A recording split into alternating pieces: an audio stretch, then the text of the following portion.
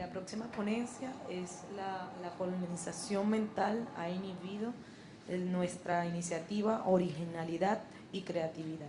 O inventamos o erramos. Va a estar a cargo del general de la aviación Francisco Efraín Visconti Osorio. Vamos a compartir un poquito la experiencia del general Visconti. Cursó sus estudios primarios en la Escuela Granja Experimental El Macaro, en Turmero, Estado Aragua, sus estudios secundarios en la Escuela Técnico Industrial de Caracas, sus estudios superiores, los primeros en la Escuela de Aviación Militar de Venezuela, obteniendo el título de piloto militar en el año 1968, licenciado en Ciencias y Artes Militares, mención aeronáutica, posteriormente en la Embry-Riddle Aeronautical University en los Estados Unidos, obtuvo el título de ingeniero aeronáutico, graduado con distinción, maestría en ciencias aeronáuticas, graduado con mención cum laude, maestría en gerencia de aviación, graduado con mención cum laude también. Luego, en la Escuela Superior de la Fuerza Aérea Venezolana, realizó el curso táctico, el curso de Estado Mayor Aéreo, en el Comando de Operaciones Conjuntas de las Fuerzas Armadas Venezolanas, realizó el curso de Estado Mayor Conjunto. En el Instituto Venezolano de Planificación, IBEPLAN, también tiene experiencia en planificación estratégica, especialidad aeronáutica, y dentro de los cargos militares que ha desempeñado se encuentran piloto de escuadrilla, piloto instructor de vuelo, comandante de escuadrón de vuelo, comandante de escuadrón de mantenimiento, comandante del Grupo Aéreo de Caza número 11, jefe de operaciones del Grupo de Apoyo Técnico, jefe del Servicio de Electrónica de la Fuerza Aérea Venezolana, comandante de la Base Aérea Mayor Buenaventura Vivas Guerrero, director de Producción Aeronáutica de la Fuerza Aérea Venezolana, director de Logística del Estado Mayor Conjunto del Ministerio de la Defensa, y además fue uno de los líderes de la rebelión militar del 27 de noviembre. Vamos a darle la bienvenida al general Visconti.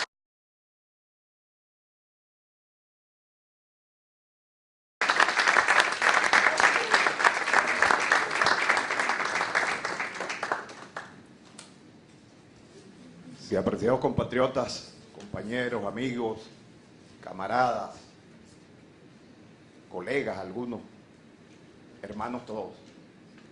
Es motivo de especial satisfacción para mí el compartir con ustedes este evento, este interesante seminario y particularmente estos minutos en la mañana de hoy. Le agradecemos la insistencia y la invitación del profesor Hugo Moyer, que nos ha permitido estar aquí compartiendo con ustedes este evento, y por supuesto la asistencia de ustedes, que en fin de cuentas son los que al final justifican, ¿no?, lo que aquí estamos realizando y la presencia mía aquí. Imposible un mejor prólogo que el que acaba de hacer el profesor Moyer al tema que vamos a conversar en la mañana de hoy. El tema de la falta de originalidad y de la falta de iniciativa en función de las dificultades que nosotros tenemos para sacarnos ese cassette que nos ha impuesto una colonización, no fundamentalmente en términos materiales, sino en términos culturales, en términos mentales. Esa es la peor limitación que nosotros tenemos y que nos inhibe a tener iniciativas propias, desarrollos autónomos, posibilidades de solución de nuestros problemas y de nuestra dinámica de vida en función de la realidad que tenemos, en función de nuestra identidad y en función de la realidad del medio circundante, del entorno que nosotros tenemos. Por favor, profesor, usted que me estará ayudando allí con las láminas.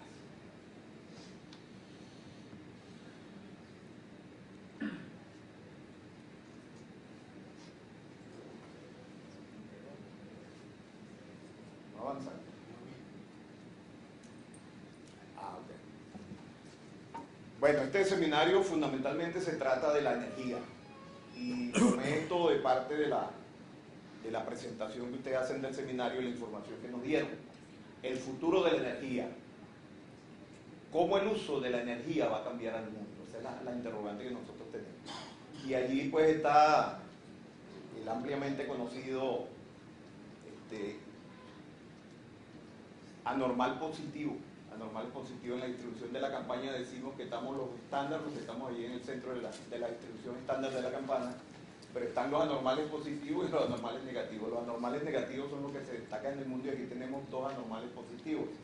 Aquí está el profesor Einstein, que dice: el problema no es la escasez de la materia prima, sino la escasez de la materia gris para resolver los problemas. Y creo que este seminario de las iniciativas en el campo de la energía nos llama a la reflexión, este pensamiento nos llama a la reflexión. Pero a la derecha tenemos otro anormal positivo, que es el autor intelectual de nuestra nacionalidad. Ustedes lo recogen también aquí en la presentación, a ambos de ellos, y por eso lo traje aquí a colación. Y dicen ustedes en la presentación del seminario: desde hace algunos años se viene anunciando que estamos por vivir una crisis energética de grandes proporciones. La crisis, como nos dijera Einstein, o Einstein en nuestro lenguaje, para ser coloquiales, son una gran oportunidad para la innovación y la creatividad. Ya nos lo profetizó en el siglo XIX el maestro Robinson, el maestro Simón Rodríguez, cuando nos alertó que no deberíamos ir a buscar modelos a Europa o a Norteamérica, yo diría a los Estados Unidos de Norteamérica. Cuando nos alertó, pues quienes habitamos la América Española o la América Meridional, como la llamaba específicamente Simón Rodríguez, o lo que nosotros llamamos hoy Latinoamérica y el Caribe, somos originales y por lo tanto novedosas deben ser nuestras instituciones y las salidas que busquemos para satisfacer nuestras necesidades y para enfrentar nuestros problemas. Seguramente por eso nos convocó a inventar o a errar. O inventamos o erramos. Sin lugar a dudas, ya hemos errado mucho. Parece que llegó la hora de la invención y la innovación. No hay tiempo para esperar. Por eso decía que nada más oportuno que el preámbulo que me ha sembrado aquí el profesor Moyer para facilitar el tema que yo voy a tratar en la mañana de hoy. De eso se trata. O inventamos o erramos.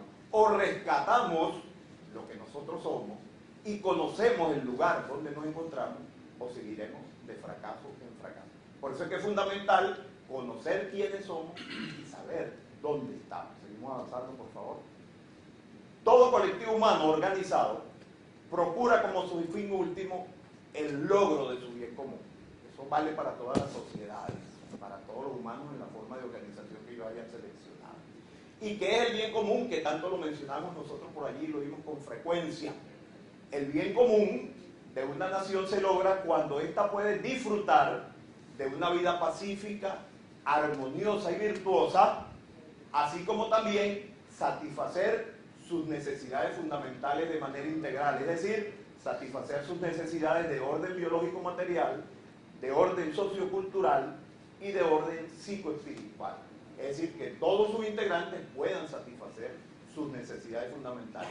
La autorrealización individual dentro del logro colectivo. No hay una autorrealización individual aislada. Los seres humanos somos por naturaleza, lo hemos oído con frecuencia, sociales, es decir, necesitamos vivir agrupados, en sociedad, en conjunto. Se nos dificulta sobrevivir aisladamente. Entonces, eso nos obliga a que pensemos en crear en conjunto, con el aporte de todas las condiciones, para que entonces sí, en un ambiente apropiado, todos nos podamos autorrealizar. No hay autorrealización, es decir, no podemos construir una jaula de oro que esté inmersa en el lodo, porque no nos autorrealizamos aun cuando hayamos hecho un esfuerzo individual muy significativo. Las necesidades fundamentales de una nación son determinadas por su identidad integral y las condiciones de su entorno. Por eso es que hoy vamos a tratar de, por supuesto, muy superficialmente, de definir cuál es nuestra identidad, porque todo está en función de nuestra identidad y nuestro entorno. Eso nos determina la manera en que nosotros pensamos, las respuestas que nosotros nos damos y condicionan también el tipo de necesidad que nosotros tenemos. los seres humanos, aun como especie, somos la misma especie, constituimos variedades dentro de esa especie en función de la identidad y la realidad del medio circundante donde nos encontremos. Las necesidades fundamentales son satisfechas mediante el desarrollo de proyectos y programas económicos. El tipo de energía, que es el caso, el tema que ustedes están tratando aquí, a consumir y su uso responsable y racional están determinados y condicionados por el desarrollo del tipo de características de los programas económicos de la nación. Entonces nos estamos dando cuenta cómo todo está enlazado, que en función de nuestra identidad y la realidad de nuestro medio circundante es que se determinan nuestras necesidades, y en función de las características de esas necesidades que vamos a desarrollar el sistema económico que vamos a adelantar para buscar satisfacer esas necesidades. Y por supuesto el programa, el tipo y el programa de consumo energético va a estar determinado por esos proyectos y programas económicos. Avanzamos. Bueno, y entonces aquí viene el primer planteamiento, que es de orden ya sociopolítico. La economía no puede ser un fin en sí mismo. Desafortunadamente en los tiempos actuales, en los tiempos modernos, nosotros tenemos la prevalencia de los aspectos económicos por encima de los aspectos humanos y los aspectos sociales. Y resulta que los procesos económicos se justifican, tienen razón de existir en los términos en que estos sean desarrollados para producir los bienes y servicios que una nación necesita para satisfacer sus necesidades fundamentales. Claro, como nosotros no desarrollamos procesos económicos propios en función de nuestra identidad y nuestra realidad, nosotros copiamos procesos económicos de otras realidades diferentes a las nuestras, que son los que nos llevan a los desastres que estamos viviendo. Estamos en una crisis económica producto de que estamos tratando de imponer procesos económicos totalmente alejados de las necesidades, de la satisfacción de las necesidades fundamentales que nosotros tenemos. Avanzamos. Bueno, por allí entonces el planteamiento de que estas inhibiciones que nosotros practicamos a diario, o que tenemos a diario, esa dificultad para ser originales y esa dificultad de iniciativa y de creatividad, es producto precisamente de la falta del conocimiento de nuestra identidad y de nuestra realidad. Existe un condicionamiento mental, producto de la colonización mental, con otras culturas diferentes a las nuestras, que nos inhiben. Y eso no solamente se da en el campo social y en el campo político, eso se da también en el campo tecnológico y científico. Y fíjense cosas que nosotros vemos por allí rutinariamente y a veces no le prestamos atención. Cuando un venezolano propone algo, la primera pregunta que nosotros venezolanos le hacemos es: ¿y en qué país se hace eso? Fíjense que el condicionamiento negativo mental que nosotros tenemos, la primera pregunta es: ¿en qué país se hace eso? Eso como que lo hacen así en Checoslovaquia, es lo primero que le decimos. No, creo que es en China, no, Alemania es quien lo hace así. No tenemos confianza en nosotros mismos, producto de esa limitante, consecuencia de esa colonización. Y viene alguien, yo le decía a los compatriotas aquí que me recibieron antier cuando llegué, le decía: viene un museo, les decía: ¿ustedes saben lo que es museo? Aquí todavía se usa el término de museo en el Zulia. El museo, el famoso inmigrante que no hablaba nuestra lengua, entonces se generalizaba y todo le decía un museo, sea portugués, sea español, sea italiano, museo, el museo que no hablaba nuestra lengua. Y entonces viene un museo, variante de Messier. De Messier, correcto, gracias hermano. Entonces viene un museo y propone lo mismo y decimos: eso es lo que hay que hacer. Y lo contratamos y en el presente le pagamos con dólares preferenciales y sin impuestos sobre la renta y todas esas cosas.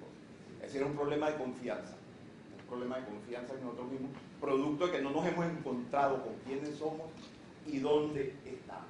Y de nuevo, o inventamos o erramos. Decían nuestros fundadores, nuestros padres fundadores, que parece que la única iniciativa que teníamos los americanos meridionales, como ellos nos llamaban, es que todos nos lo queremos copiar. Y eso nos ha estado llevando de fracaso en fracaso a través de los años. Avanzamos.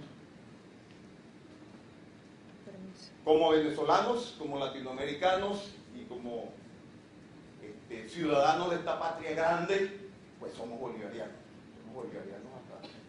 hasta en los genes. tomado del ideario bolivariano, la fortaleza de una nación radica en su identidad.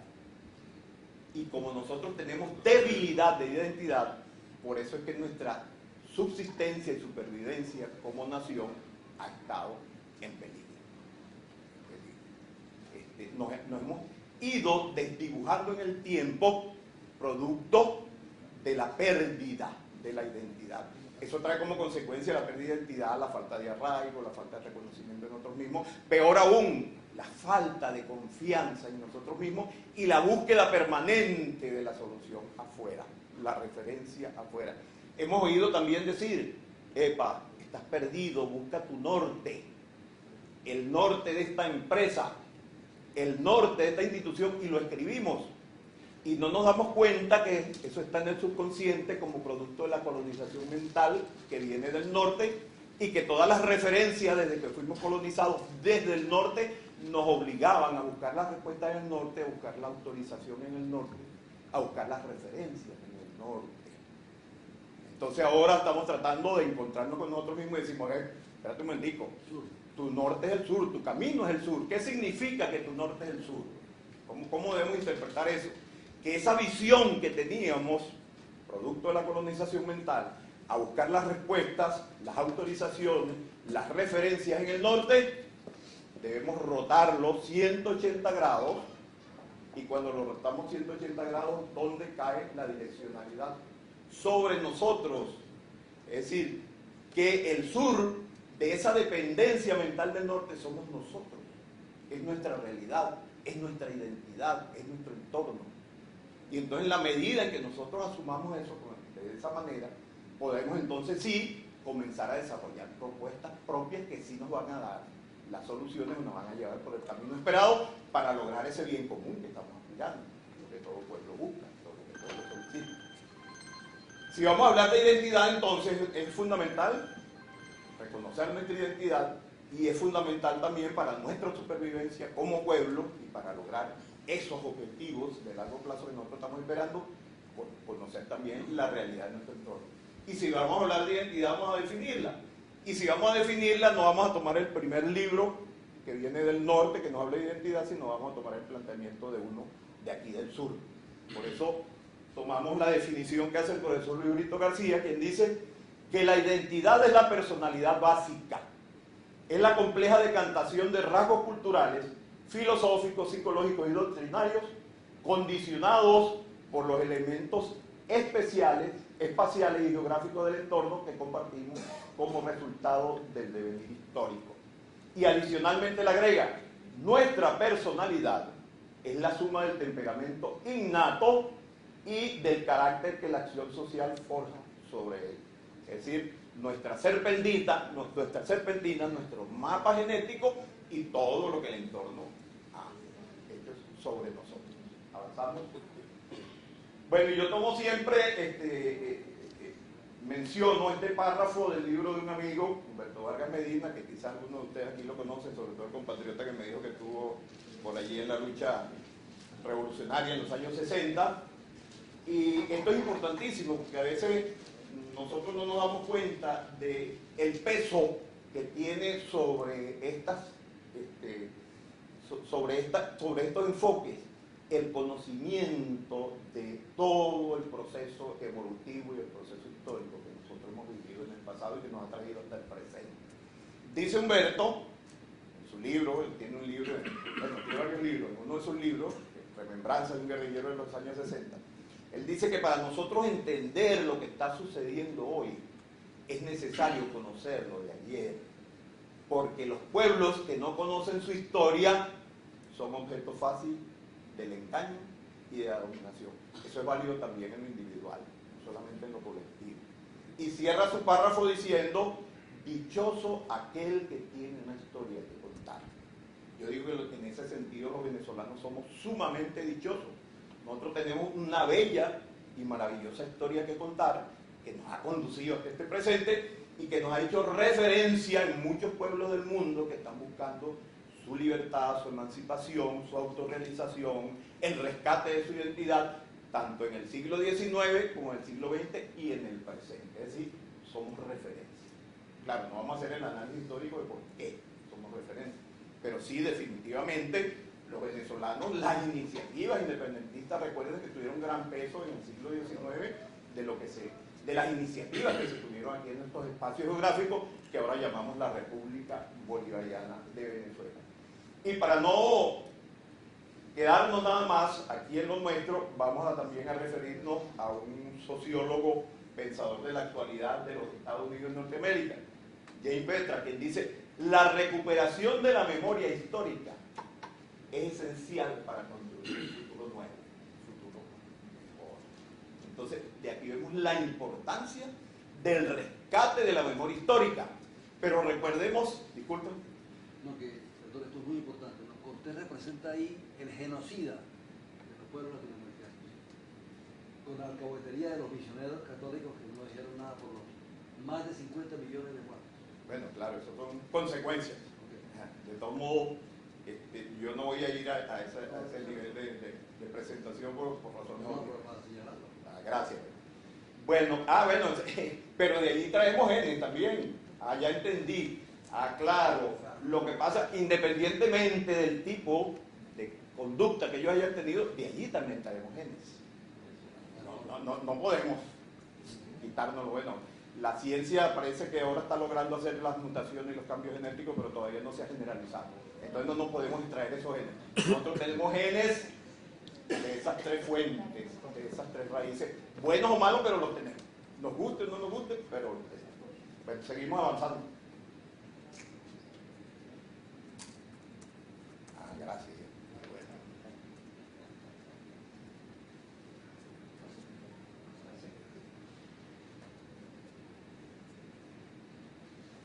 Por favor, la siguiente. Bueno, entonces para nosotros entender este tema de nuestra identidad, debemos remitirnos inclusive al mismo inicio de la presencia de la especie humana aquí en este planeta. Por supuesto, este es un enfoque no teológico, este es un enfoque evolucionista. Entonces, respetando los enfoques teológicos, pues debo llevar mi presentación en esta dirección, porque es lo que científicamente pues, se puede demostrar, ¿no? Esto comenzó, esta historia, así rápidamente, ustedes lo conocen quizás algunos de ustedes mejor que yo, comenzó hace unos 6 o 7 millones de años, cuando allí en el continente africano el proceso evolutivo llevó a que los primates de aquel entonces evolucionaran. Primero se incorporaron para desplazarse en las dos extremidades inferiores, y los científicos, los estudiosos de la materia comenzaron a llamarlos, dentro de la familia de los homínidos, comenzaron a llamarlos los Homo erectus, porque se eligieron. Posteriormente quedaron las dos extremidades superiores disponibles y comenzaron a ver en qué usarlas y a desarrollar destrezas, y entonces los llamamos los Homo habilis. Y en todo ese interín el cerebro también se estaba desarrollando y estaba creciendo, hasta que llegó un momento que ese cerebro nos desconectó y nos convirtió en una variedad dentro de la especie humana que tenía la capacidad de desarrollar procesos bioelectroquímicos para procesar información. En realidad, en términos sencillos, ese es el cerebro. Un sistema que hace procesos bioelectroquímicos de información y produce información en consecuencia. La recibe, la procesa y también produce información. Recibe información desde lo interno nuestro, a través de nuestros sistemas internos, la información genética fundamentalmente y todas estas cosas, y recibe información desde el exterior a través de nuestras antenas, haciendo el símil con los procesadores modernos. Las antenas son nuestros sentidos. Y las antenas que recogen la realidad del medio circundante donde nosotros estamos.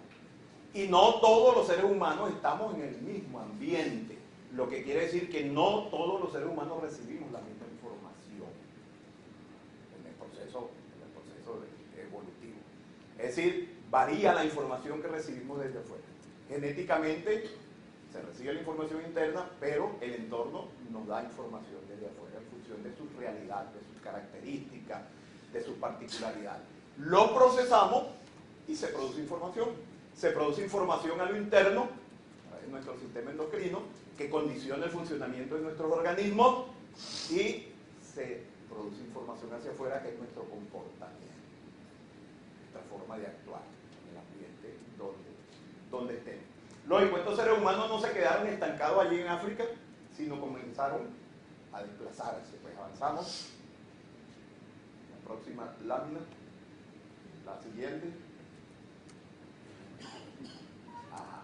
Entonces, ¿qué trajo esto como resultado? Que nosotros, esa especie humana, Homo sapiens, tengamos dos componentes integrados fundamentalmente. El componente animal, que es genético e instintivo, predecible según el código genético que nosotros tenemos, y el componente humano, consecuencia de ese desarrollo del cerebro y las capacidades que de allí se derivan, que es inteligente y racional, no predecible y dependiente de la capacidad cerebral.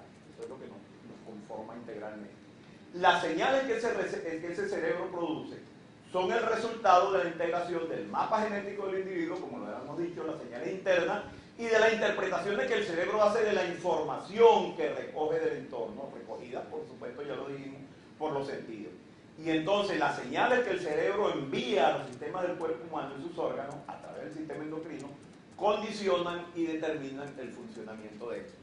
Los que trabajan aquí la energía mental y esas cosas podrían explicar mejor que yo que si nosotros condicionamos nuestro cerebro, que él nos esté mandando señales positivas permanentes a nuestro organismo, se producen cambios dentro del funcionamiento del organismo.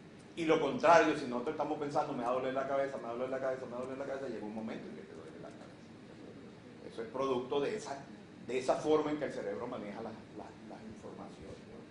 Tanto lo interno como lo externo. Avanzamos. La observación que ese Homo sapiens inteligente hace de su medio circundante, del ambiente, produce su interpretación de la realidad del mundo y de la vida. Vale decir, produce su cosmovisión.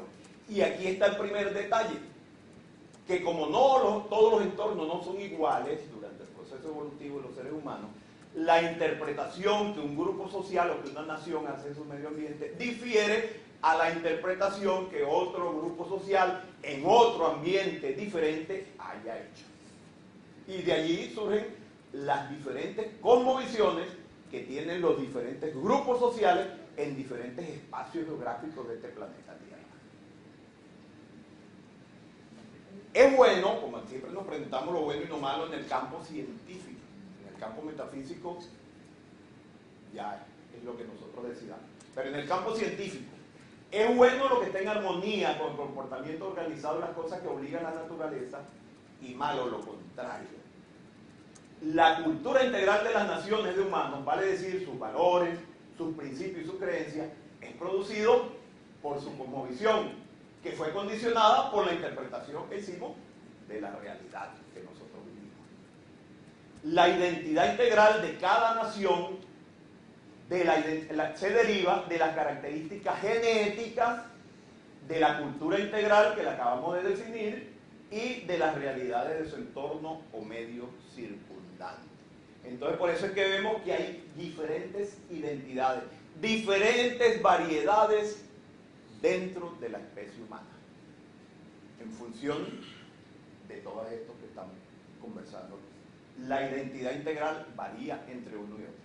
Ahora, decíamos que estos seres humanos no se quedaron circunscritos allí a donde se dio este inicio del proceso evolutivo en África, sino que comenzaron, por supuesto, a desplazarse en una migración poblacional sobre el globo terrestre. Y en la medida que ellos se fueron desplazando, a través del tiempo, ellos fueron llegando a entornos o a medios con características diferentes a aquellas que originalmente existían en el sitio donde aparecieron los primeros humanos. Y eso los obligó, por razones de supervivencia, de la perpetuación de la especie, a adaptarse a nuevas realidades. Y esa adaptación a nuevas realidades no solo implicaron cambios desde el punto de vista morfológico, sino que también implicaron cambios desde el punto de vista interpretativo de la realidad del mundo y de la vida. Y fueron cambiando también las necesidades. Por eso es que no hay estandarización de todas las necesidades de todos los humanos del globo terrestre. No hay una visión única de todos los seres humanos alrededor del globo terrestre. Ni hay una característica única de todos los seres humanos. Es decir, no somos clones, pues, no somos robots, no somos clones. Hemos ido evolucionando y eso nos ha inducido, nos ha obligado al cambio, a la adaptación, a la evolución, a la interpretación.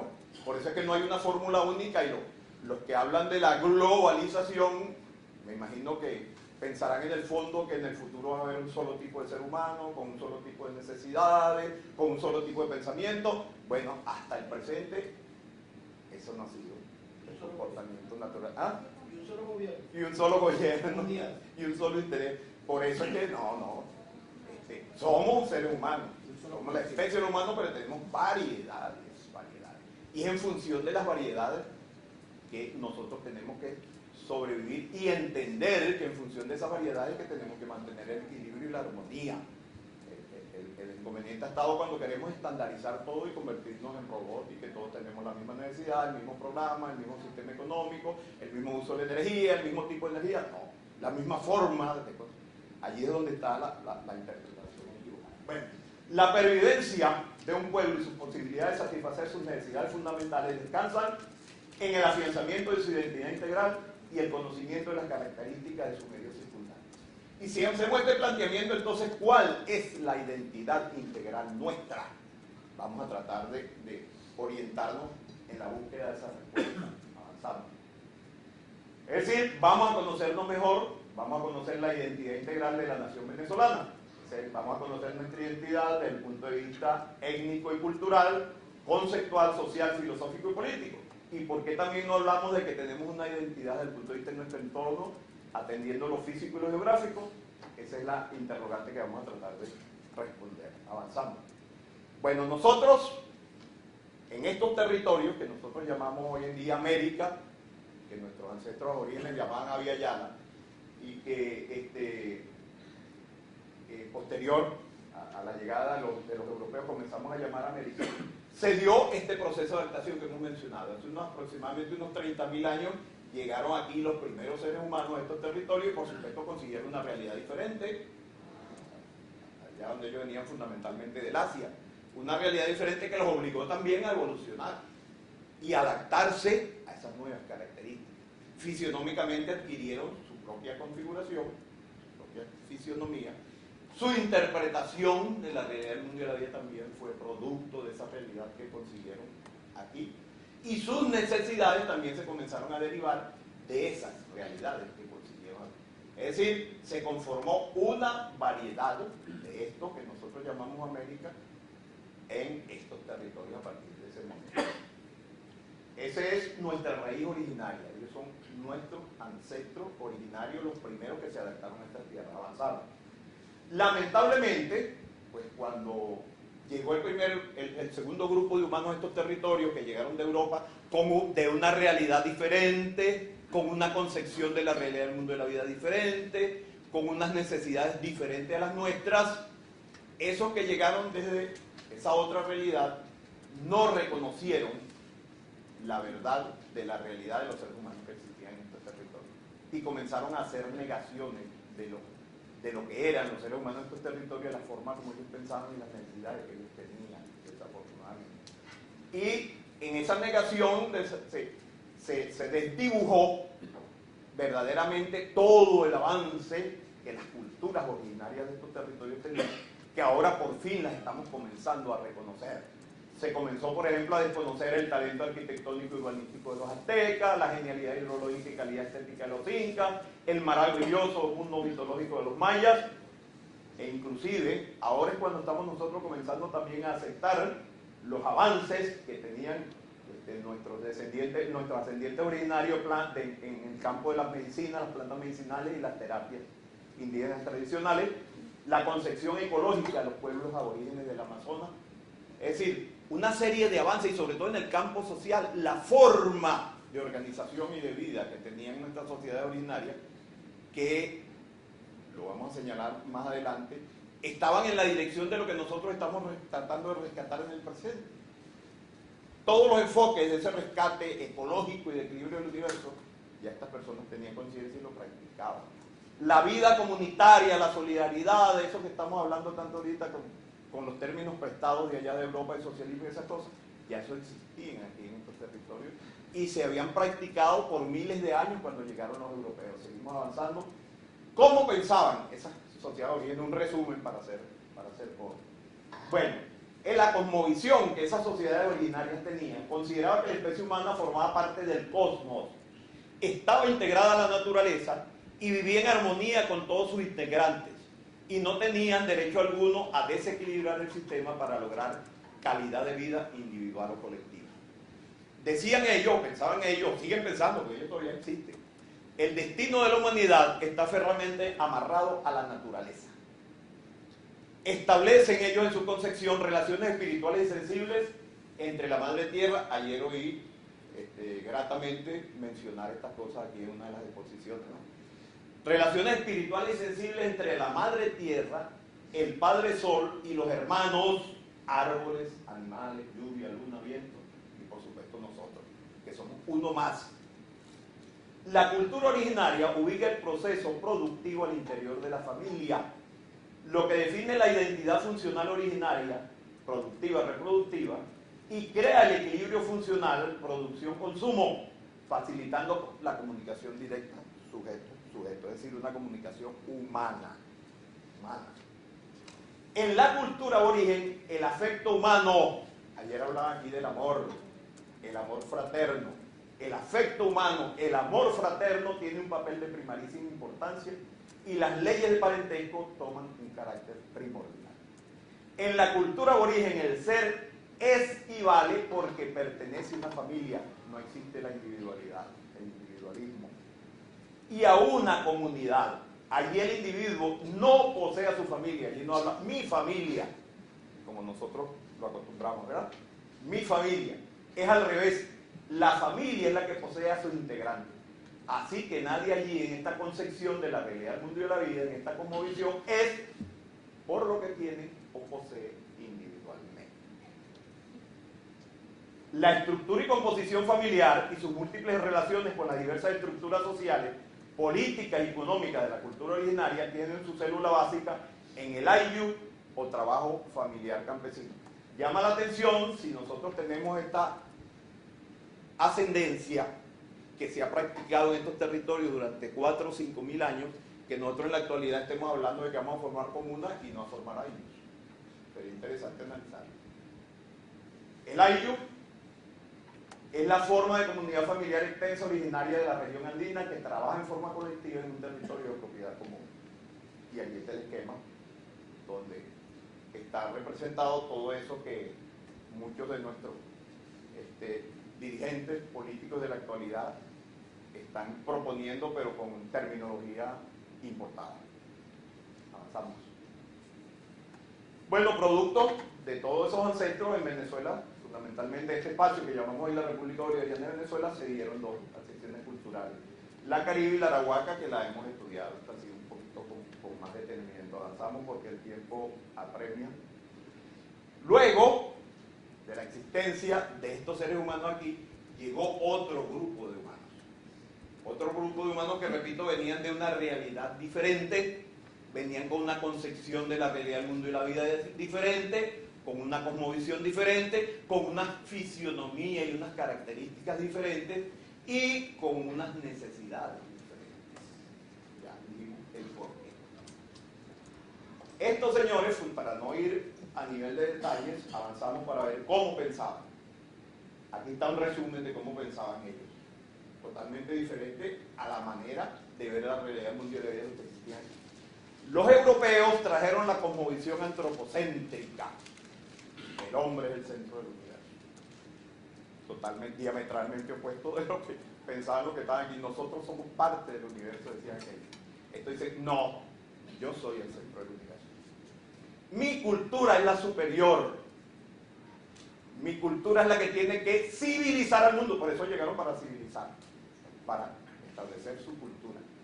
Y por eso negaron la existencia de culturas aquí, porque era contradictorio, ilegítimo, que ellos dijeran que iban a colonizar y querían imponer, iban a civilizar y a imponer su cultura aquí, si reconocían que ya existían culturas. Por esa razón, negaron esas culturas de tanto vuelo y de tanto avance social, ¿no? Entonces dice, el hombre es el centro del universo, mi cultura es la preponderante y es la que tiene que imponerse en el mundo, y yo tengo el mandato, la tarea, la misión de imponer esa cultura en el globo terrestre para civilizar a todos los seres humanos en función de mi cultura, que es la superior. La cultura occidental considera a la especie humana como el centro del universo y que la naturaleza está a su servicio. Yo no soy parte de la naturaleza está a mi servicio. La cultura occidental, fiel a su naturaleza patriarcal y machista, enajena en sus orígenes históricos a la familia y la separa, ubicándola fuera del proceso de trabajo productivo. En consecuencia, conduce a segmentar a la sociedad en dos: una sociedad productiva y una sociedad doméstica o reproductiva. El hombre trabaja aquí en Maracaibo y la familia la tiene en Margarita. La familia en Venezuela y trabaja en Arabia Saudita. Aquello decía, todo el grupo familiar trabaja en el aire, porque todos en el aire vamos a desarrollar las actividades que a nosotros necesitamos para vivir, no para acumular. ¿Okay? La creación de dos sociedades rompe el equilibrio funcional producción-consumo e inventa el mercado y el intercambio, rompiendo también la comunicación directa sujeto-sujeto, y surge la intermediación sujeto-objeto-sujeto, es decir, la comunicación entre los seres humanos a través de la mercancía. Estamos en el mismo salón y el papá está chateando con el hijo, o el hermano está chateando con el otro hermano, están en el mismo salón y no se comunican oral directamente. ¿Ok? Celular, computadora, tabla y todas las cosas que existen por ahí. Las leyes predominantes del intercambio mercantil crean dos individuos: el individuo solitario y el individuo propietario. ¿Cuánto tienes? ¿Cuánto vale? Aquí está la raíz de la pobreza crítica creciente de la humanidad. Y esta cosmovisión, esta forma de ver la realidad del mundo y de la vida, fue en gran medida alimentada, los que han estudiado Juan Calvino, con la propuesta que hizo Juan Calvino a ese tipo de sociedad, a ese tipo de cultura, que dijo: señores, ya yo por fin logré determinar cómo es que uno logra la vida eterna, la trascendencia después de la muerte, y me disculpan lo que se maneja aquí con más profundidad que yo en el campo teológico, ¿no? Y entonces dijo: quien va a tener la trascendencia es aquel que sea exitoso aquí en la tierra. Y el éxito lo midió en términos materiales. Es decir, el que sea exitoso materialmente y económicamente aquí en la tierra, trasciende. Entonces fíjense esos dos componentes de esta cosmovisión. Primero, que mi cultura es la superior y tengo que imponerla para civilizar a todo el resto de los seres humanos que existen en este planeta. Invado para culturizar, para colonizar, para civilizar. Y la segunda, voy a trascender en función del éxito material. Tengo que apropiarme de todos los bienes materiales, la acumulación permanente de cosas materiales. Eso es lo que está sucediendo en el globo terrestre en la actualidad. Que esta cultura, dominando, va a imponerse en los otros, a negar a las otras culturas, a civilizar, subrayado entre comillas, y por supuesto a buscar sus mecanismos de éxito económico para trascender. Entonces me apropio de todos los recursos que tenga este planeta. Y como la naturaleza se justifica en la medida en que me sirva a mí, yo no mido si estoy depredando o no estoy depredando, si estoy destruyendo o si no estoy destruyendo. Aquí es donde tenemos que analizar verdaderamente el problema que estamos viviendo colectivamente. Claro, hay muchísimas interpretaciones que se dan a partir de esto, pero la raíz del problema está aquí. Bueno, esto ha dado paso al individuo solitario, a la desaparición de la familia y de la comunidad humana. ¿Tiene esto alguna relación con lo que estamos visualizando que nos está pasando a los seres humanos? Entonces, como no hay la relación humana, el ser humano busca otra forma de satisfacer sus necesidades, bueno, y ahí es donde viene la droga y vienen todas esas cosas que nosotros conocemos por allí, por ejemplo. Y fíjense cuál era la escala cuál es la escala de valores dentro de esta cosmovisión. Por supuesto, primero ese Dios de ellos, segundo el humano, pero exitoso social y económico y profesionalmente, el dinero como el tercer puesto en la escala de valores, que tiene un significado espiritual también, no solo material, pues da seguridad para la vida, la salud y la trascendencia, y los bienes materiales. ¿Avanzamos? Podemos hacer aquí una comparación rapidita entre esas dos cosmovisiones, la del sistema de origen y la del sistema occidental. El sistema de origen, materialismo armónico, la dialéctica, la práctica de las contradicciones no antagónicas, en todo orden desde el materialismo armónico, religiosidad cósmica, organización horizontal, colectivista y comunitaria, con prácticas de dualidad como característica esencial. Es decir, en la cosmovisión aborigen, el ser humano se considera complementario, no hay la individualidad. Es decir, incluso el saludo es, yo soy otro tú, tú eres otro yo. Es decir, yo existo porque, y tengo razón de existir porque estás tú y somos complementarios los dos. Nos complementamos. La complementariedad, la posición dual en el mundo occidental es el uno, la individualidad. Fíjense la diferencia tan trascendente, ¿no? Economía colectivista comunitaria no monetaria, administración comunitaria, ciencia y tecnología en equilibrio armónico con la naturaleza, sociedad sin clase. El sistema occidental, idealismo metafísico, la dialéctica, práctica de las contradicciones antagónicas en todo orden desde el idealismo metafísico, religión idealista, organización vertical individualista, idealista y clasista, economía del capitalismo privado monetarista, gobierno oligárquico, del liberalismo burgués, democracia representativa, dictadura, ciencia y tecnología, depredadores de la naturaleza, sociedad clasista. ¿Avanzamos? Claro, pero estas no fueron las únicas dos raíces que nos formaron a nosotros. Después los europeos trajeron aquí otras personas, otra variedad de seres humanos, con otra cosmovisión, con otra interpretación de la realidad del mundo de la vida, con otro esquema de necesidades, que la trajeron desde África, para que hicieran el trabajo aquí. ¿Avanzamos? Estas personas, a pesar de que se les llamó mulato, mula, bestia de carga, no tienen cerebro, son para el trabajo, no era la realidad, toda esa negación no era la realidad. Estas personas sí tenían cultura, sí tenían desarrollo, sí tenían capacidades, al punto de que, miren todos los aportes que ellos entregaron al llegar aquí. Sus manifestaciones más religiosas, la música, la danza, la gastronomía, pero no solamente eso en el campo de las artes, sino la agricultura, la minería. Ya trabajaban con muchísima anterioridad que los europeos el forjado del hierro, por ejemplo. ¿Okay? Por esa capacidad que ellos tuvieron, llegó un momento que durante la colonia, estas personas que fueron traídas de África y sus descendientes, prácticamente llevaron adelante todos los procesos que se daban en estos territorios. Durante la colonia, en último término, todo dependía de los esclavos, inclusive hasta el amamantamiento de algunos de los hijos de los propietarios, de los esclavos. ¿Avanzamos? ¿Cómo pensaban estos señores? ¿Cómo pensaban estas sociedades? Bueno, la cosmovisión africana. En África se desarrolló en lo esencial el proceso de hominización, ya lo dijimos, empezando. Allí fue donde surgió la humanidad.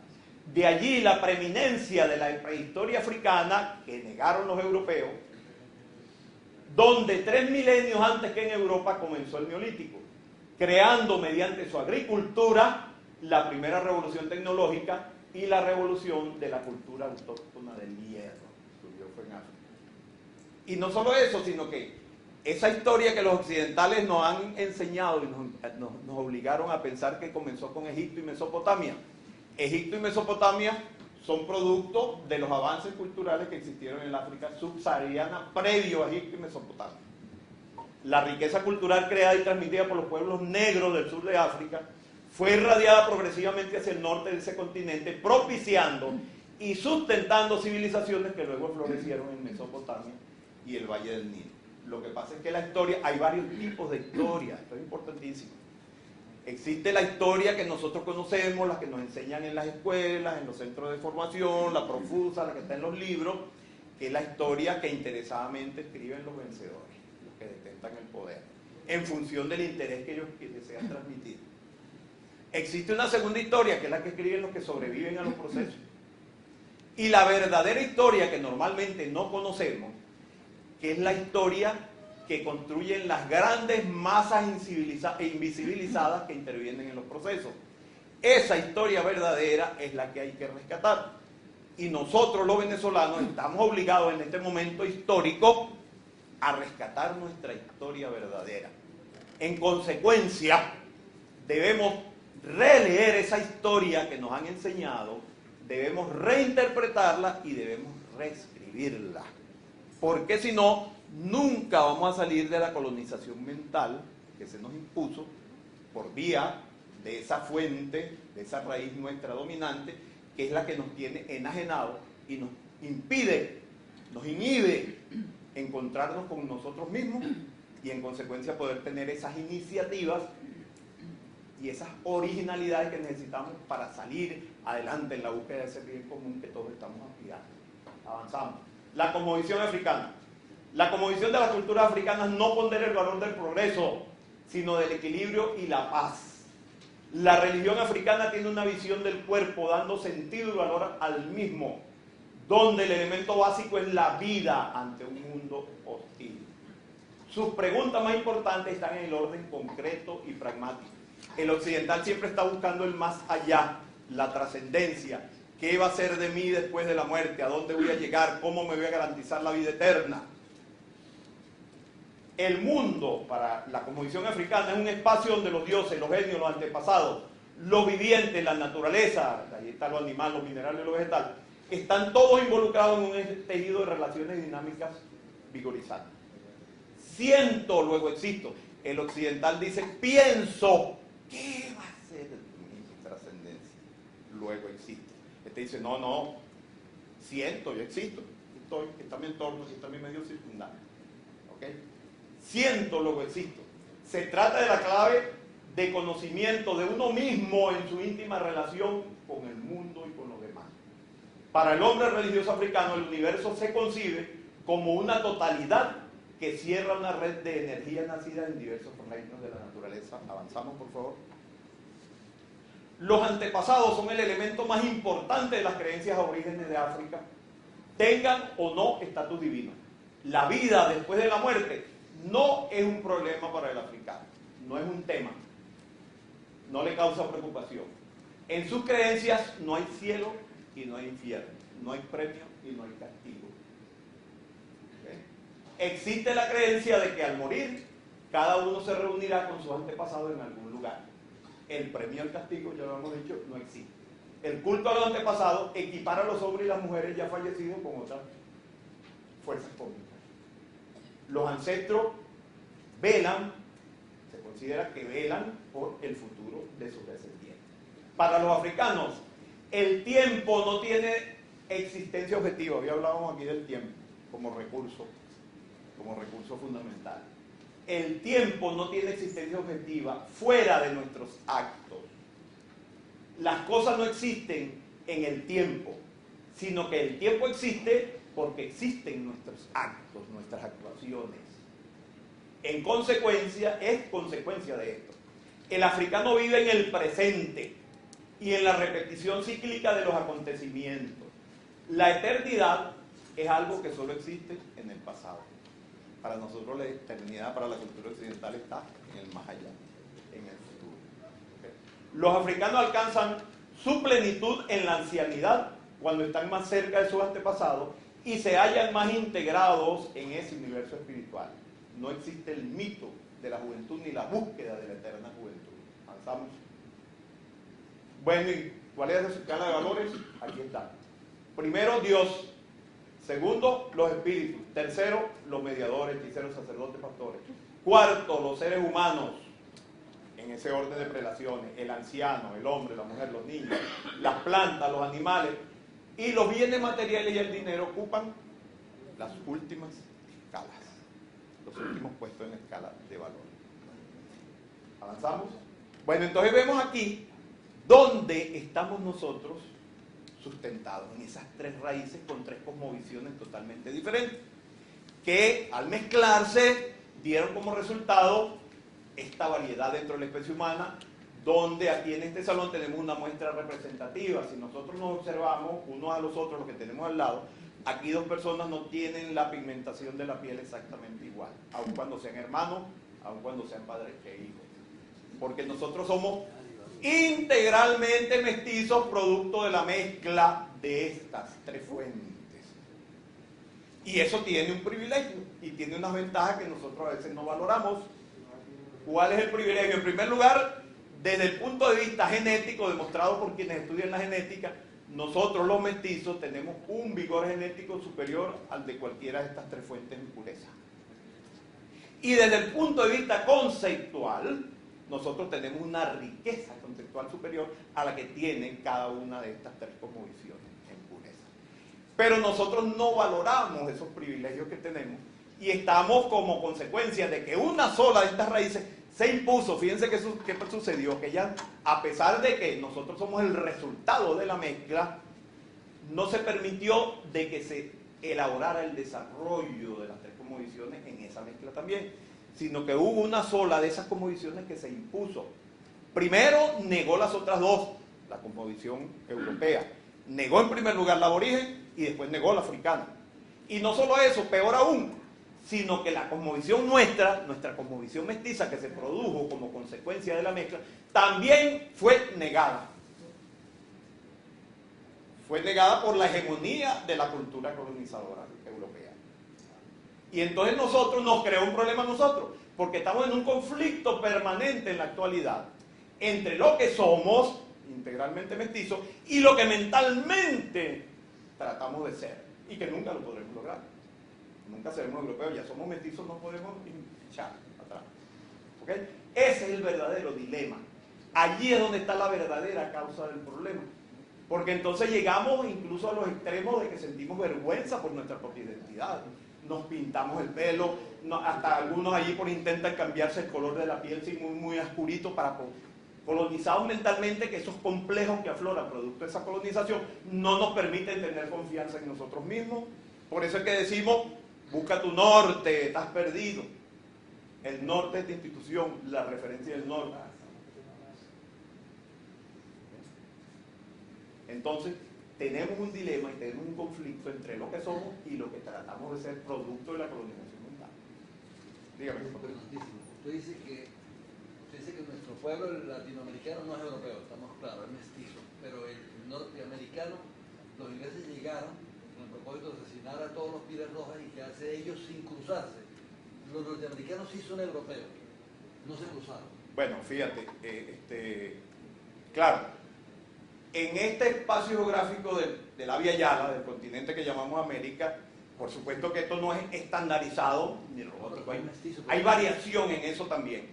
Lo que pasa es que los venezolanos y los caribeños tenemos el privilegio de que aquí se produjo con más intensidad la mezcla, porque hubo menos contundencia en la presencia de la cultura europea. Claro, hay sitios, e inclusive en el cono sur también hay problemas de esa naturaleza. O sea, a nivel del sector norte del continente y a nivel del cono sur también hay problemas de esa naturaleza. Es un gringo, un inglés.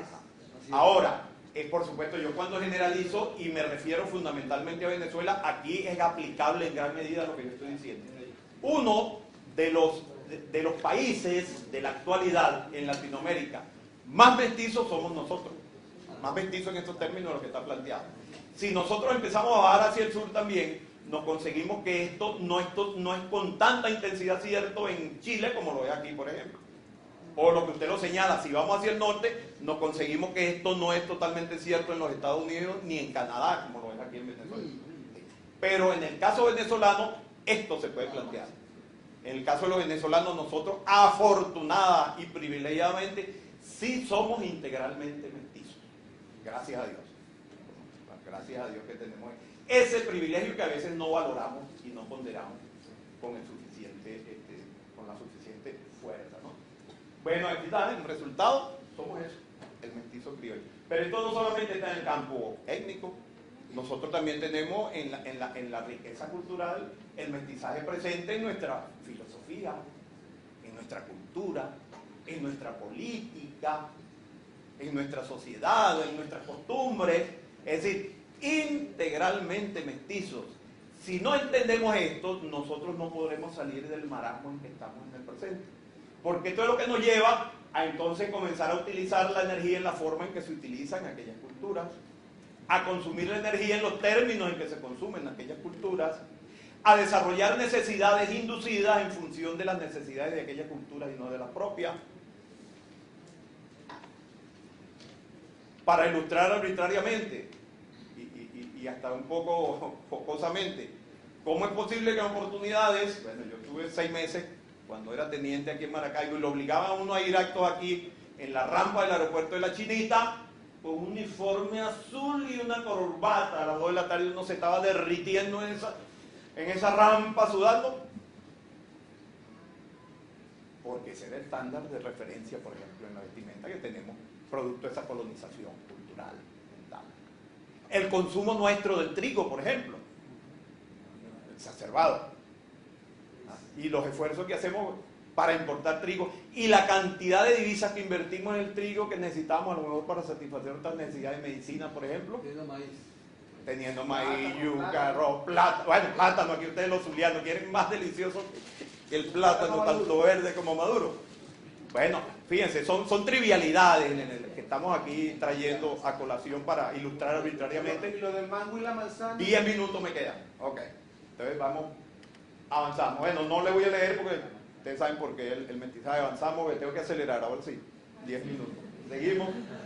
Bueno, en nuestro espacio geográfico podemos decir también que tiene integralidad de diferentes características. Vivimos en un país tropical, caribeño, andino, atlántico y amazónico, con llanuras, caudalosos ríos, costas, selvas, heladas cordilleras y desiertos. Es decir, que hasta allí somos diferentes. Entonces nosotros no estamos en Asia, no estamos en África, no estamos en Europa. No somos africanos, no somos asiáticos, no somos europeos. Nuestras necesidades no son como los asiáticos, como los europeos, como los africanos, ni como los oceánicos. Nuestra cosmovisión también es diferente. ¿Ok? Avanzamos.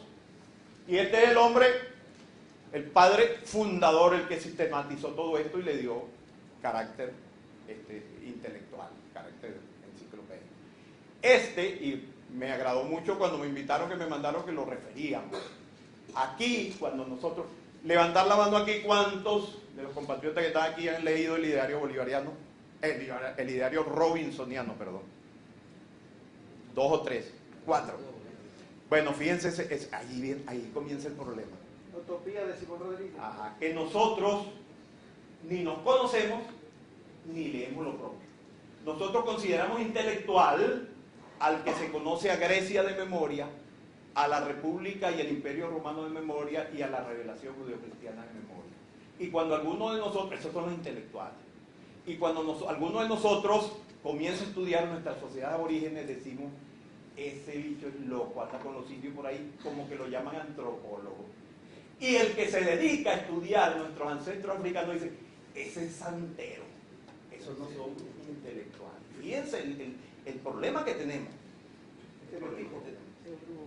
Entonces, el reto es deslastrarnos de la colonización mental si queremos encontrarnos con nosotros mismos y ciertamente comenzar a desarrollar proyectos sociopolíticos económicos en función de esa realidad, de esa identidad y en función de la realidad de ese entorno que lo acabamos de ver aquí.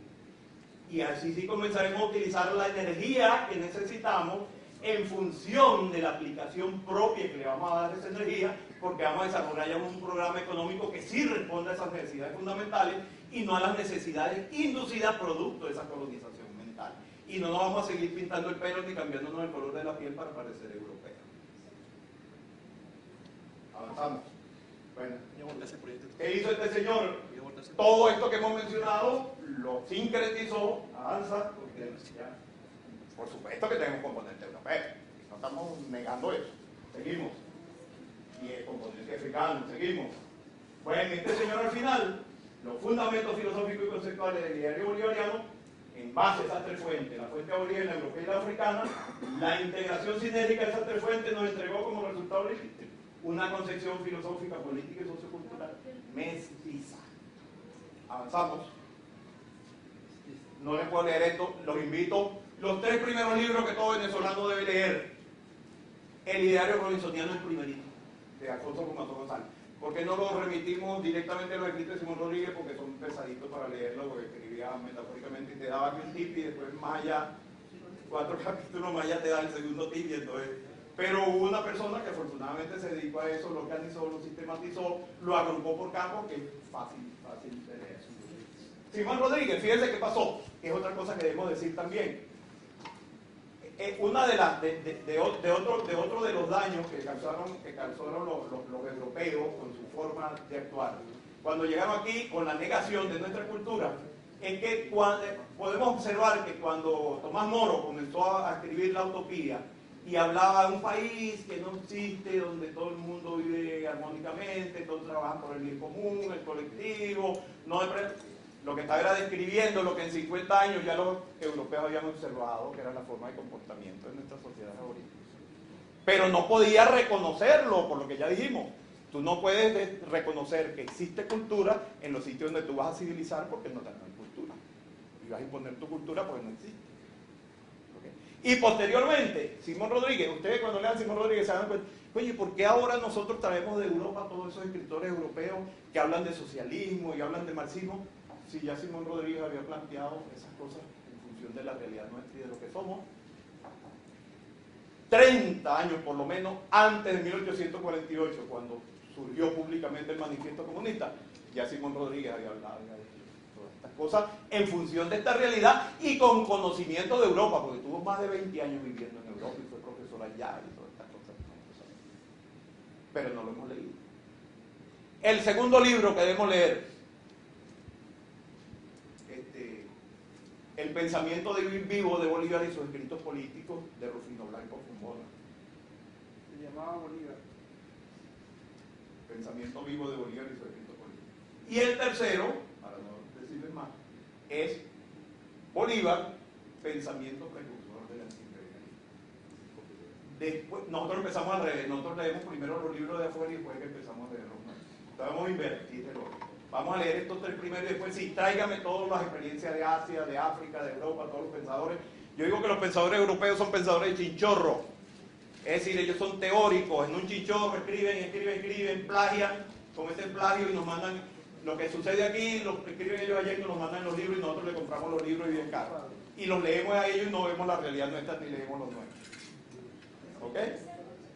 ¿Perdón? El segundo, el pensamiento vivo de Bolívar y sus escritos políticos, de Rufino Blanco Fombona. Y el tercero, Bolívar, pensamiento precursor del antiimperialismo, de Francisco Pividal. Ok. Bueno, 5 minutos. No seguimos hablando de Rodríguez. Avanza, por favor. Bueno, Rodríguez no solamente tuvo la capacidad intelectual para sistematizar, realizar todo este sincretismo intelectual, sino que tuvo el acierto de sembrar toda esa teoría en el terreno más fértil que existía en aquel momento, que este inquieto joven mantuano de la época, en el cerebro, el corazón de Simón Bolívar. Quien, por supuesto, entró en contradicción entre su realidad mantuana y todo lo que este maestro le había enseñado, que afortunadamente al final se inclinó por lo que el maestro le enseñó, después de todas las contradicciones que existieron. Es importante puntualizar que en este inicio del proceso de independencia, diferente a lo que nos han enseñado a nosotros en las escuelas, lejos de comenzar a debatir nuestra realidad y nuestros proyectos propios, como nuestra originalidad parece que es que todos nos lo queremos copiar, aquí lo que se debatía a partir del 5 de julio fue si íbamos a adoptar el sistema parlamentario inglés, si íbamos a adoptar lo máximo del momento en esa cultura que eran los resultados de la Revolución Francesa, el liberalismo francés, o si íbamos a adoptar la experiencia más reciente que existía en estos territorios, que era la independencia de los Estados Unidos de Norteamérica. Nunca se planteó un proyecto propio. Y además, esto no surgió como una guerra revolucionaria de independencia, de emancipación, surgió como una guerra o como una situación de control de los blancos mantuanos para ellos aprovechar la coyuntura de lo que le estaban pasando a sus ancestros en Europa y ellos poder hacerse de aquellos derechos que sus padres les negaban, el derecho a la comercialización internacional y el derecho al acceso a las posiciones políticas de poder más allá de las alcaldías o de los cabildos de la época. Porque sus padres peninsulares le decían, ok hijo, nacido aquí, tú no puedes ser virrey, tú no puedes ser gobernador, tú no puedes comercializar con Europa, ese potentanía. Y entonces, por supuesto, había la incomodidad. Y aprovechar esa coyuntura para ellos tomar el poder en nombre de defender los intereses de sus padres europeos, para ellos poder acceder a eso que estaban aspirando. Esto no surgió como una guerra de emancipación avanza, por eso se pierde la Primera República, la desconfianza en nosotros mismos y el complejo mental de que todo lo que viene de afuera y los que han estudiado afuera son los que saben. Trajeron a Francisco de Miranda, que era el venezolano de más prestigio fuera y de más desarrollo fuera, para que se encargara del proceso. Levantar la mano aquí, ¿cuántos son reservistas? Que han pasado por servicio militar, muy poquito, todavía a lo mejor no conocen el término. Miranda venía de aquellos ejércitos prusianos de Europa donde la disciplina está por sobre todas las cosas, y en términos militares hay una forma de formación, valga la redundancia, que dice la formación en columna, y Miranda ya estaba acostumbrado en esos ejércitos que decía, atención, fir, columna 1 cubrirse, 1000 hombres. Y entonces eran tan disciplinados y tan perfectos que nada más le veía las dos orejitas al primero y no se enteraba de los 999 que habían detrás de eso. Y viene aquí a encargarse, se está mirando. ¿Quién es el que sabe? El que aprendió afuera, el que tiene la experiencia afuera, el que ha sido exitoso afuera, y lo buscan. Y llega aquí, y entonces se consigue que están los individuos con un sombrerito de cogollo, sin franela, con un pantaloncito aquí a media canilla, un cuchillo en la boca y una lanza en la mano, y ¡atención, Phil! ¡Columna 1, cubrirse!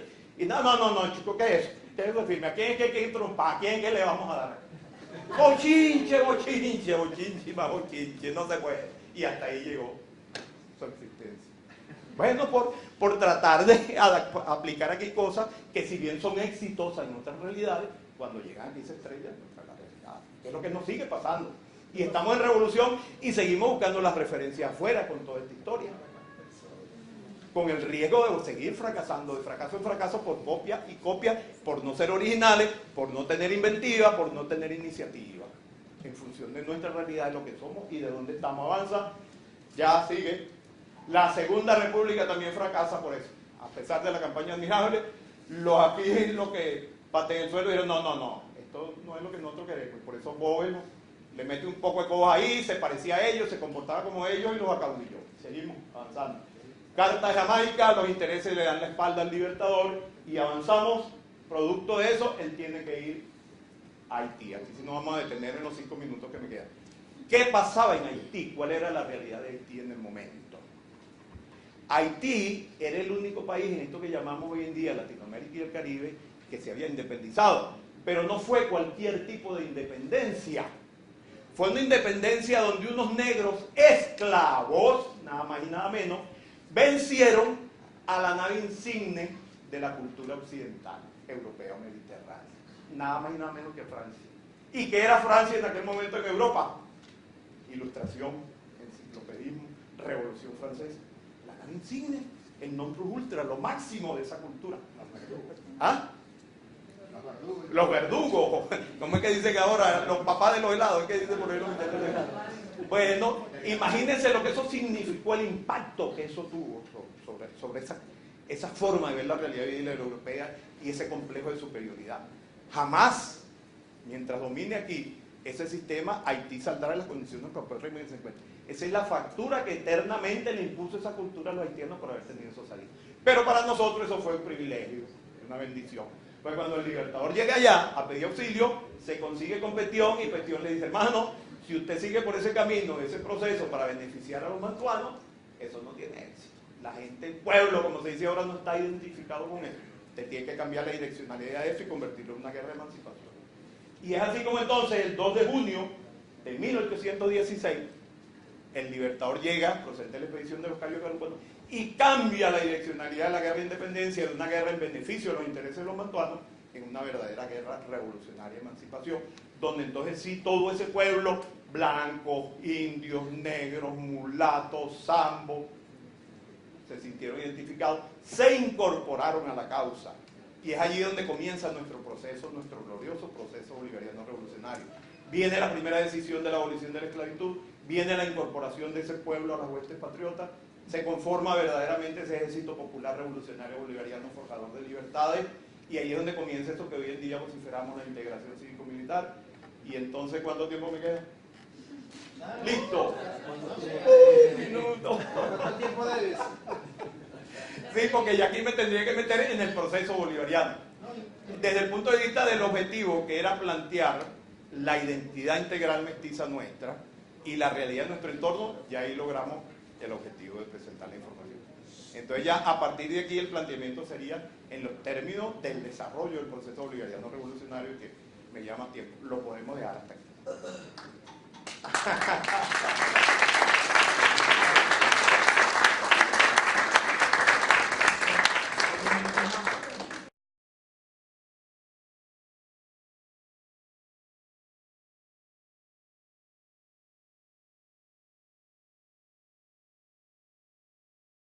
Yo felicito al general por la exposición. Muy ilustrativa, muy buena. Pero en línea con el pensamiento de Simón Rodríguez, inventamos muy ramos, ¿verdad? Yo observo en esa presentación que adolece de una pequeña falla. Voy a hacer la pregunta. Adelante, hermano. Ok. Las críticas son bienvenidas para Sí, por lo siguiente. Florentino Mellino, latinoamericano, argentino, descubrió el siglo pasado, a finales del siglo XIX, fósiles de seres humanos prehistóricos que, probados con el carbono 14, sobrepasan el 1.000.000 de años. Y esos fósiles, algunos tienen el tamaño de 5, 10, 15, 20 centímetros, pero son seres humanos formados. Y Amellino refutó la teoría de Darwin sobre el origen del ser humano, que se centró en África. Y Amellino siempre planteó que el ser humano había nacido en el continente latinoamericano. La pregunta es, ¿por qué no lo mencionó? Bueno, lo primero es porque no ha sido aceptado globalmente ese planteamiento. Pero es nuestro. Y segundo, porque no soy un experto, tampoco de profundidad en la materia, entonces presenté mi información como rasgos generales del proceso evolutivo. Y como lo más aceptado a nivel del conocimiento y de los estudios, este planteamiento evolucionista desde África para acá, esa es la única razón, pero respeto esa posición y yo no estaría en capacidad de refutar eso. No tendría el conocimiento ni la capacidad para refutar eso, entonces lo doy como un planteamiento también que los estudiosos se encargarán en el futuro de definir con más precisión esos resultados. Esa es la única razón, pero no intenté negar eso, sí lo he leído con cierta superficialidad, pero por supuesto no tengo la profundidad del conocimiento para haberlo presentado aquí, como avalándolo. Gracias. ¿Otra pregunta?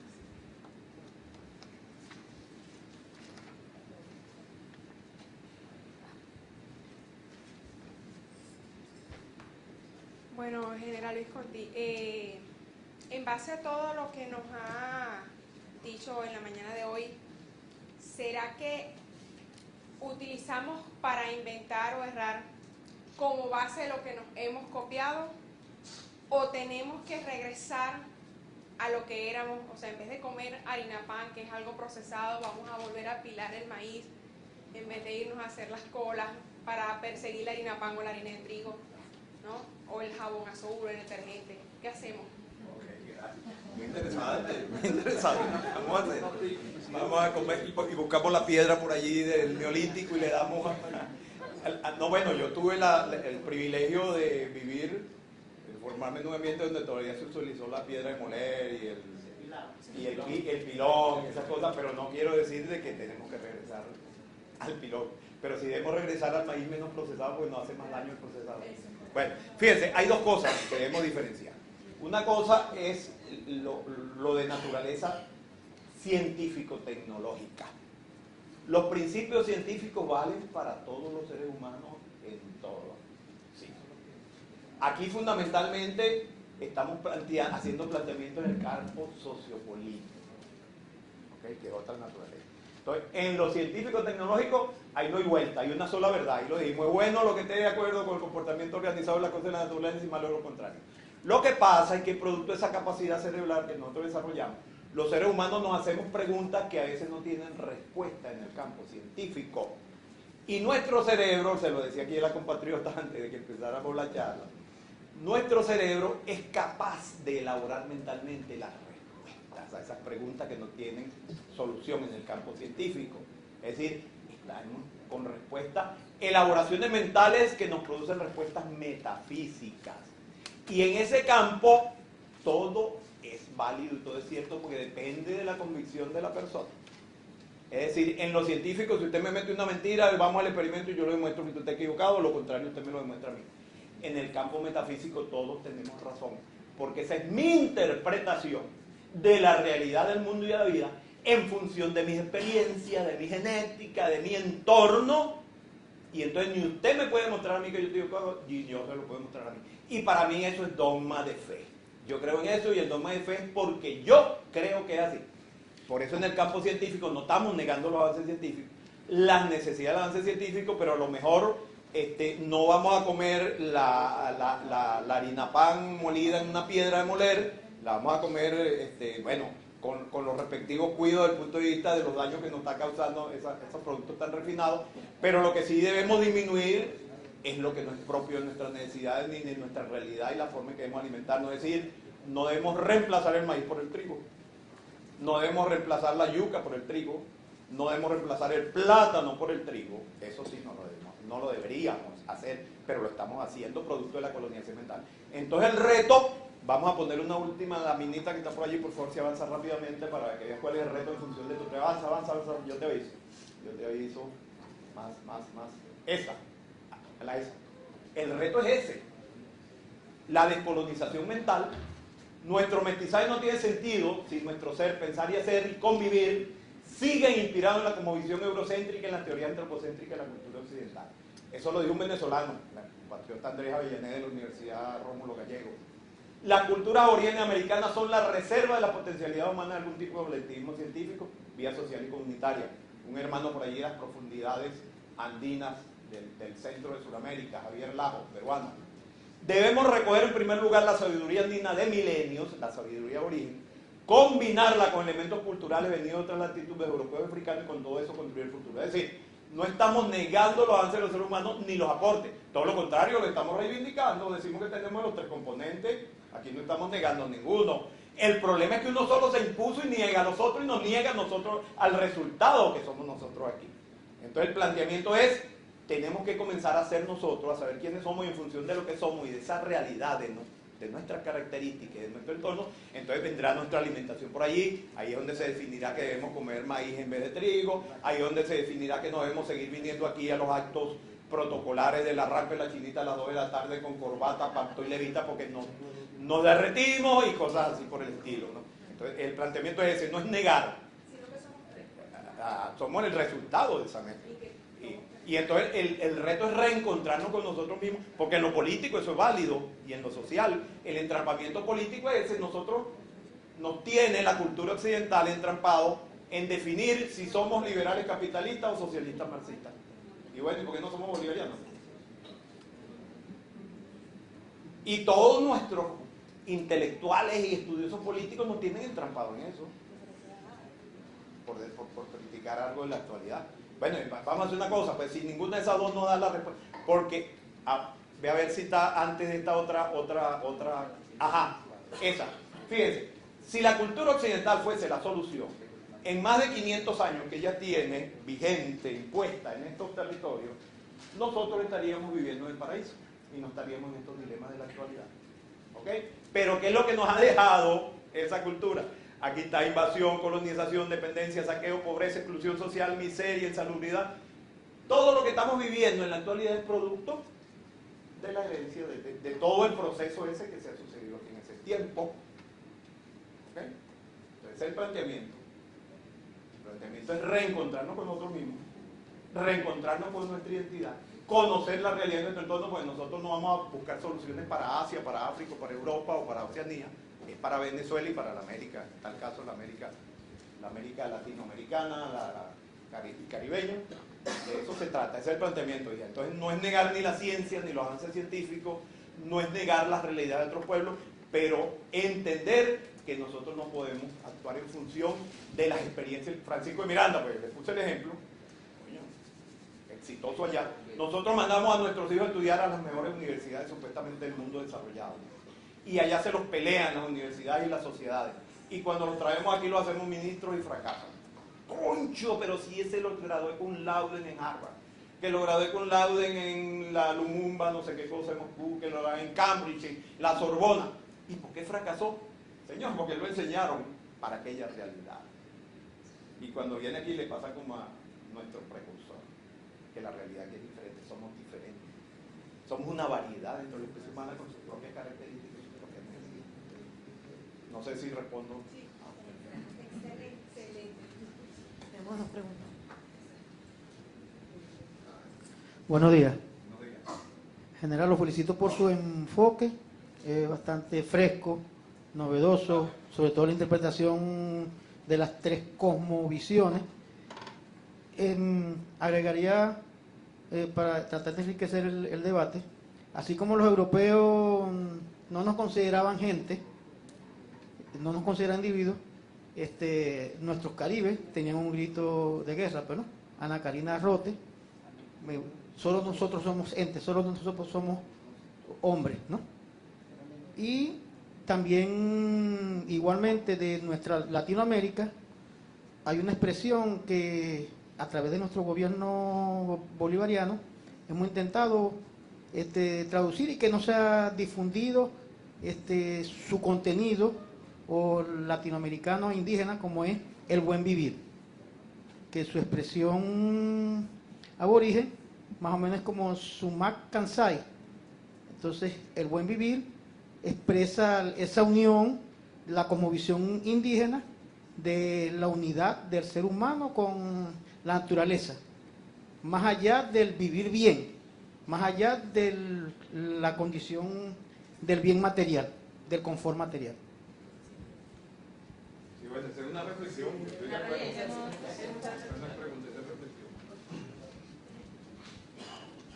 General, considerando que ese concepto de mestizaje que usted utiliza, explica donde confluyen tres raíces, ¿cómo definiríamos la sociedad venezolana del siglo XXI, asumiendo que si bien existe un sujeto mestizo que es mayoría, existen 40 pueblos, cerca de 40 pueblos indígenas lingüísticamente y culturalmente diferenciados? Sí, muy buena esa observación. Cuando uno hace estas presentaciones y emite estas opiniones, está generalizando.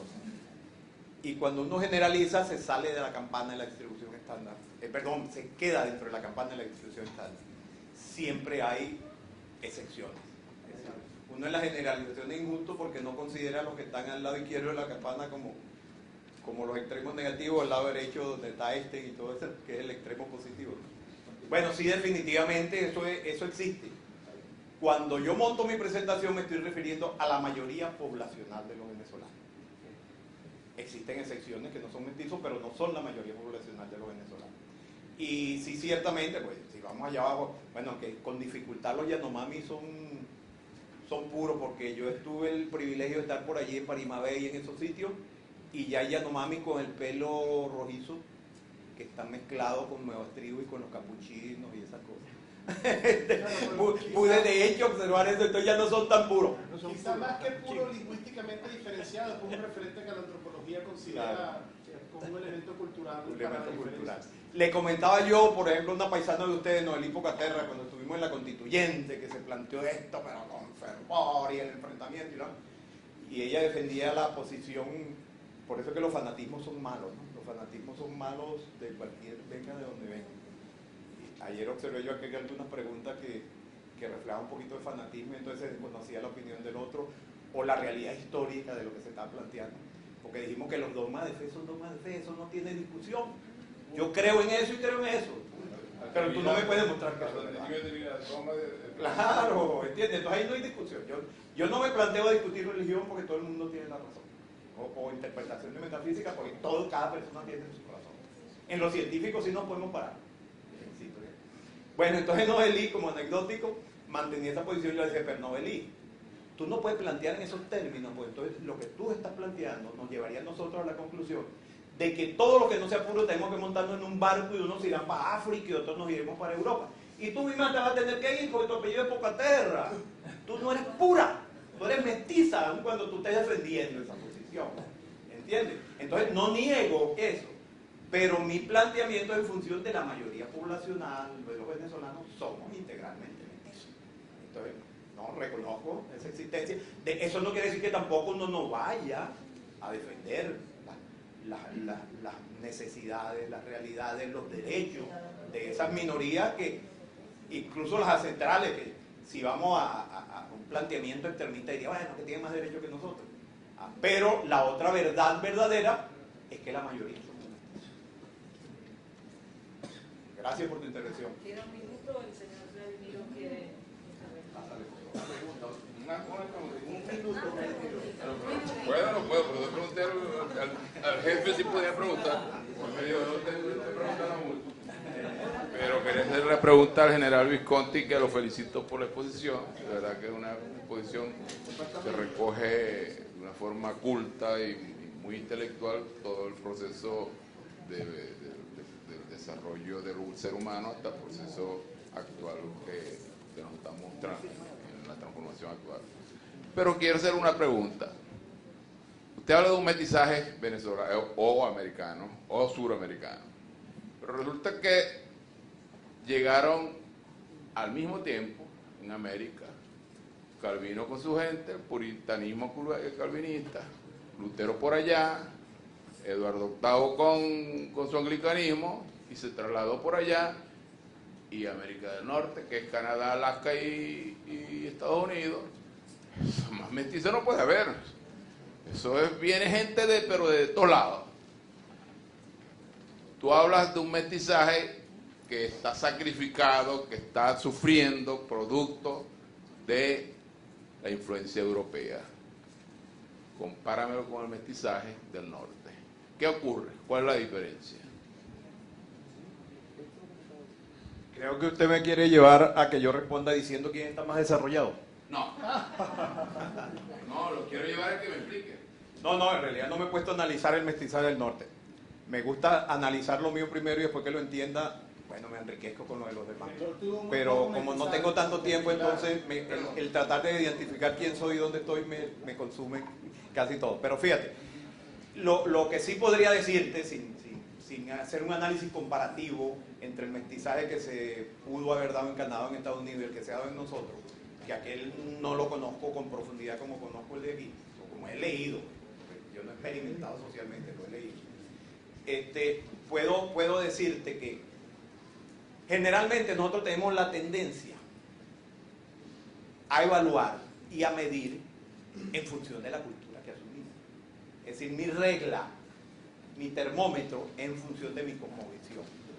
Entonces a lo mejor si yo utilizo el termómetro y la regla de la cosmovisión europea y se la pongo aquí a un aborigen andino o a un puro nuestro que esté en las profundidades allí del Perú o de Bolivia, coño, el termómetro me da resultado equivocado. Entonces digo, este no está desarrollado, porque con mi termómetro me está dando parámetros referentes. Pero a lo mejor también si yo cojo el termómetro de ese indiecito, como lo llamamos, y me lo llevo para Europa, me sucede lo mismo cuando yo se lo pongo allá a un alemán, a un inglés, no, a un eslavo. Uy, este no está civilizado, este no está desarrollado porque el termómetro mío no me está dando el signo equivocado. Es decir, que nosotros debemos medirnos en función de quiénes somos y de dónde estamos, producto de cómo pensamos, como resultado de cómo pensamos, en función de nuestra percepción de la realidad del mundo y de la vida. Y ahí es donde vale para los compatriotas que trabajan en el área de energía. Nosotros copiamos a lo mejor patrones de consumo de energía con eso y las consideramos que nos estamos desarrollando, pero desarrollándonos en función de aquellas realidades y de aquellas necesidades. Entonces, a lo mejor lo que tenemos es que elaborar nuestro termómetro y en función de eso es que vamos a decidir cuál es nuestro proyecto de desarrollo para satisfacer nuestras necesidades fundamentales, no todo tipo de necesidades. Nosotros tenemos muchas necesidades inducidas producto de la colonización, necesidades propias nuestras, propias de nuestra identidad, propias de nuestro ambiente, propias de nuestra geografía, de nuestra temperatura, nuestro régimen alimenticio, que sabemos que lo tenemos impuesto allá, a lo mejor debemos cambiarlo cuando nos hagamos esa revisión. Entonces, eso es lo que me interesaría enfatizar en función de tu intervención. Ahora, no me gusta mucho, bueno, para tratar de alejarme de ese complejo mental de cómo lo hacen afuera, compárame con lo que hacen afuera para ver si lo estoy haciendo bien. No, yo lo hago bien si lo estoy haciendo en función de quién soy y de dónde estoy, no porque lo haga igual o diferente al que es diferente a mí. Ese es el planteamiento. Pues yo creo que ahí está la fundamentación de todo lo que hemos hablado en la mañana de hoy. Entonces, el detalle está que me estoy midiendo y estoy utilizando parámetros de referencia que no se ajustan a mi realidad. Me está sucediendo lo que al precursor Francisco de Miranda. Políticamente, económicamente, energéticamente, en todo, socialmente, lo que hablábamos. Algunos que son las estaciones, que llegan al extremo. Bueno, eso tiene mucha explicación, pues nosotros afortunadamente no padecemos de esos cambios climáticos. Y eso nos lleva también, y dicen, no, es que el indio es flojo. Ya no, pero Si tú, para vivir como especie, bajo esta concepción de que tú no tienes por qué acumular, tú no eres el centro del universo, tú tienes que vivir en equilibrio, tu medio ambiente te permite que tú vivas una matemango con un anzuelito y una atarraya y con un chinchorro y el mango cae y te lo comes, pescas y tienes la proteína, ¿para qué tú vas a acumular si tú no te viene la estación de invierno donde no vas a producir absolutamente nada? Si tú puedes estar produciendo tu mango todo el año. Ahí ese es el enfoque que tenemos que darle. No, pero es que ustedes son flojos porque ustedes no acumulan para el invierno, que son 6 meses que no ve sol y que hay pura nieve. No, hermano, aquí tenemos todo el año plátano. Bueno, dime un mes que no haya plátano, pues aquí. Y parte del mestizaje de los colores nuestros, en las estaciones no producen. El detalle, sigo insistiendo, en que tenemos patrones de referencia que no armonizan con lo que son, en todos los casos. Y el reto es reencontrarnos con nosotros mismos, saber quiénes somos y dónde estamos. Y ahora sí, vamos a elaborar nuestro proyecto de sociedad. Va a armonizar, exactamente.